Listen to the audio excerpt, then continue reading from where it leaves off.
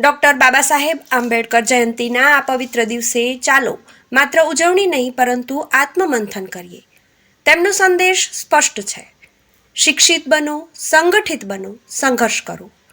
અંધશ્રદ્ધા છોડીને તર્ક અને વિજ્ઞાનનો માર્ગ અપનાવીએ અને દરેક બાળકને ગુણવત્તાસભર શિક્ષણ આપીએ. આ સાથે ગૌતમ બુદ્ધના શાંતિ, સમાનતા અને માનવતાના વિચારોને જીવનમાં ઉતારીએ. આજનો સંકલ્પ શિક્ષણ, સત્ય અને સમાનતા તરફ આગળ વધવાનો. એ જ બાબા સાહેબને સાચી શ્રદ્ધાંજલિ. જય ભીમ. આજે 135મી બાબા સાહેબ આંબેડકરની જન્મજયંતિ નિમિત્તે આજનો કાર્યક્રમ કરવામાં આવ્યો મહુવા સ્નેહદીપ સોસાયટી ખાતે.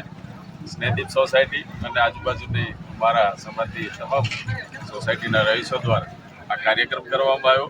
દર વર્ષે અમે બાઇક રેલીને એવું કરતા હોઈએ છીએ, પણ ચૂંટણી છે એટલે ચૂંટણીને અનુલક્ષીને અમે એ કાર્યક્રમ રદ કર્યો છે. પણ ખૂબ સારી રીતે આ સોસાયટીમાં અમે કાર્યક્રમ કર્યો. અમારી વચ્ચે આ કાર્યક્રમમાં વિશેષ ઉપસ્થિતિ અમારા આદરણીય ધારાસભ્ય શિવાભાઈ હાજર રહ્યા અને પૂર્વ ગુજરાત રાજ્યના મંત્રી શ્રી આરસીભાઈ પણ હાજર રહ્યા અને સમાજના બધા જ લોકો આ કાર્યક્રમમાં હાજર રહી અને ખૂબ ભવ્ય રીતે અમારો કાર્યક્રમ કરવામાં આવ્યો. એ બદલ સૌનો આભાર. જય ભીમ, નમો બુદ્ધાય.